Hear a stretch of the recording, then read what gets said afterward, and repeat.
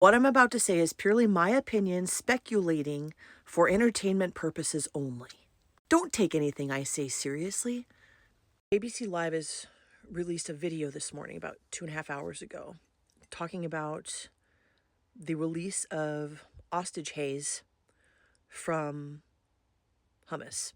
And it's very problematic, in my opinion. So I'm going to play it. It's a few minutes long. I'm going to play the whole thing. I'm going to cut in. I'm going to speak and explain some things that I notice. And I'd like you to tell me if you notice it too. I'm not taking anything out of the video. I'm just cutting in, like splicing in, saying my thought, and then returning back to the video.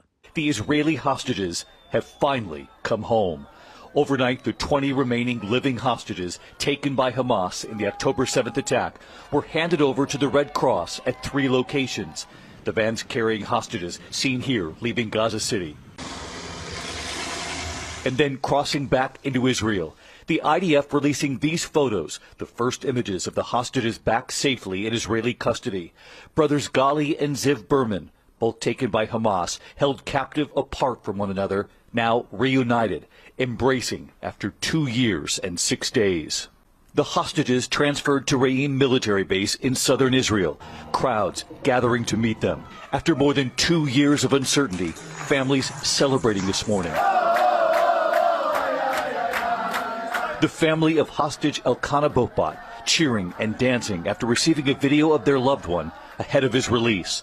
His parents speaking to him, he tells them everything is okay. There have been so many moving videos. Families seen speaking with their loved ones who were still being held by Hamas moments from being freed. In many of the calls, Hamas fighters are visible alongside the hostages. So first of all, this whole thing is like this. This whole thing is like we're supposed to be extremely ecstatic for the Izzies, which I find very biased and one-sided. I find that very problematic for this news station to be doing. Okay, so twice he's emphasized that it's been over 2 years, and he stated that Hummus has finally released 20 people, some not alive, and they show these photos of them being released, of them about to be released, of them people on the phone being recorded from behind on the phone in this staged kind of scene where people are recording them allegedly talking to these hostages with masked, allegedly Hummus next to them.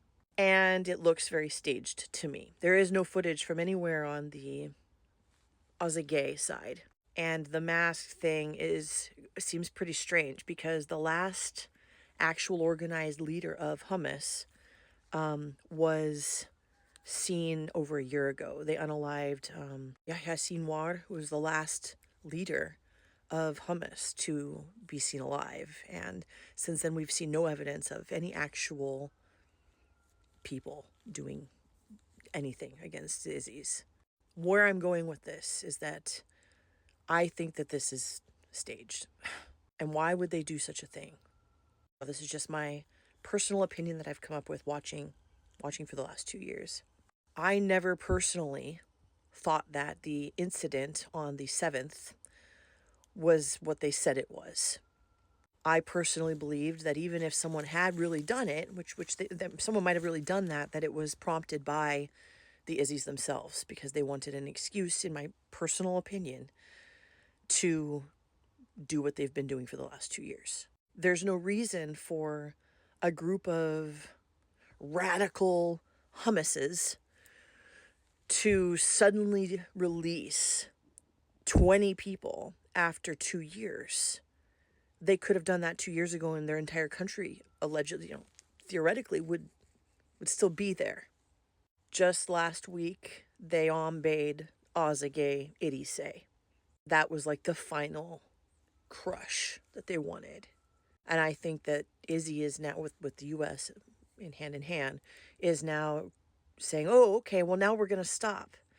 Here, oh, they brought back the Ostage Hayes. Wonderful. Now we can stop because they have effectively ended any ability for that place to thrive on its own.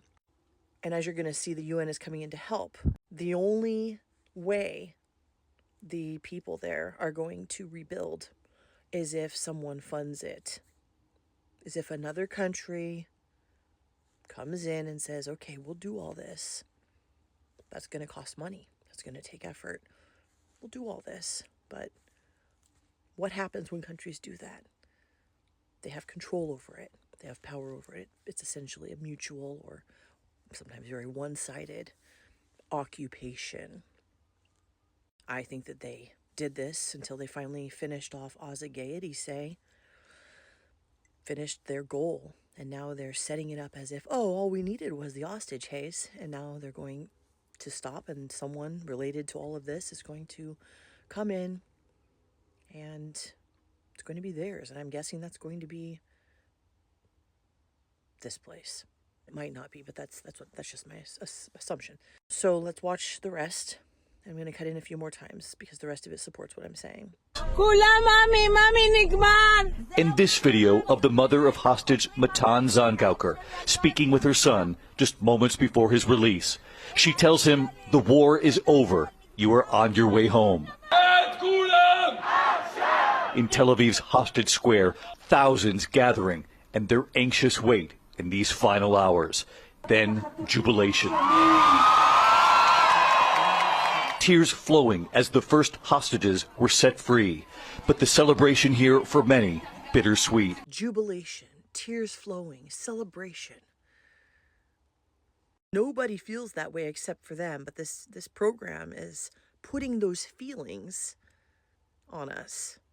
Hamas also set to return the bodies of hostages who were killed, including 2 Americans, Omer Nutra and Itai Hen. The remains will be sent for identification before families are notified. All of this part of an historic exchange, with Israel agreeing to release nearly 2,000 Palestinian prisoners, most of them detained since the start of the war. 2,000. They promised they're going to release 2,000 people that have been detained since the beginning. They haven't released anyone. They're going to release, they have 2,000 people that they're calling prisoners. This news program is calling them prisoners and calling the 20 hostage haze. That's bias. That is bias journalism.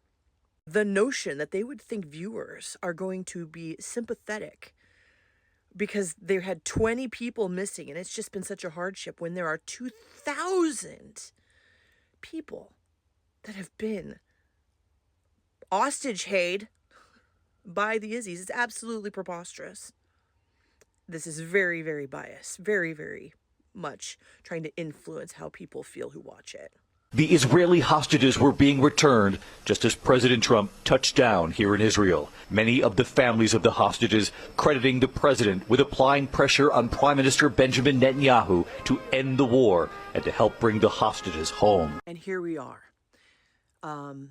accrediting Orange. Notice that he said many of the families of the hostage haze giving him credit. They're not giving him credit. No one else is giving him credit, but they're just saying that real people, people who have suffered, they're giving him the credit. Look what he has done. They're making it more realistic by saying that the families of the hostage haze are giving him credit. But there remains a very challenging road ahead. In Gaza, more than 67,000 Palestinian lives were lost in this war. 67,000 and 2,000 imprisoned. And your story is focusing on the jubilation of the Izzies for getting 20, well, 2 of them were American, 18 people. Whose boots are you licking? According to the Hamas-run health ministry, and hundreds of thousands in Gaza now marching north, returning to see what's left of their homes, and for many, their homes are completely gone.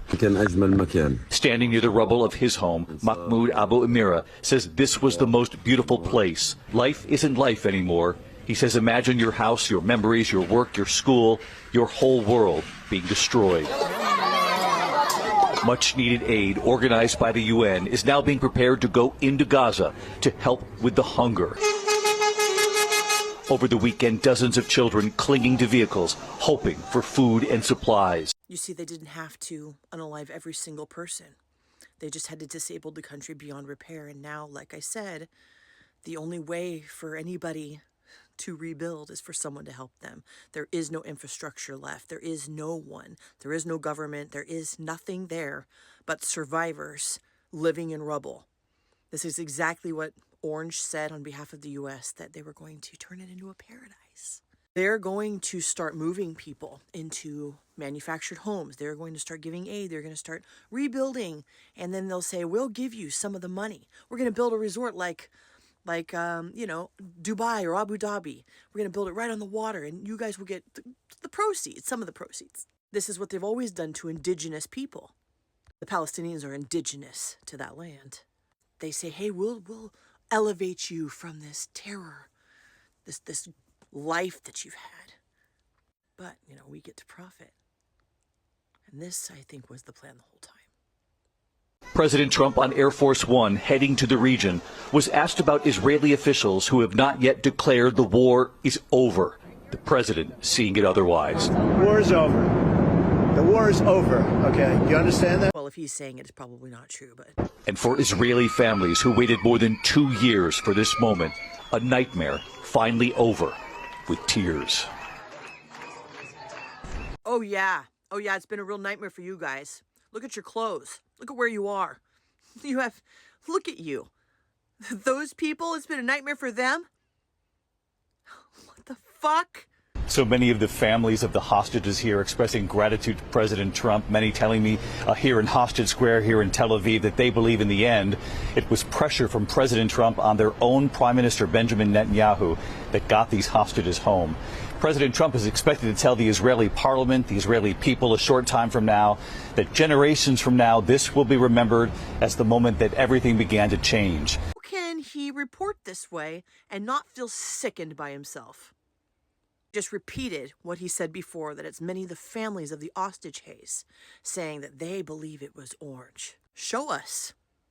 That's the thing. When you're telling the truth, you can show us. You don't have to sit here and tell us over and over that these people really genuinely think that. You could show us. We have plenty of other footage, but you're not showing us that. ABC is supposed to say that. But make no mistake here this morning, there does remain a very challenging road ahead. But for these Israeli families, the hostages are home and a nightmare is finally over. George, Robin. All right. The second time he's used the word nightmare. The nightmare is over. Like they've been living in a nightmare. Like we're supposed to feel sorry for them. When they have 2,000 people still in their abusive, terroristic prisons. They've lost over 60,000 people, and people are living in rubble, starving. And he has the audacity to repeat those words that were written for him on this program. That their nightmare's over. I don't give a fuck about their nightmare. This is shameful. Shameful reporting. Shameful propaganda.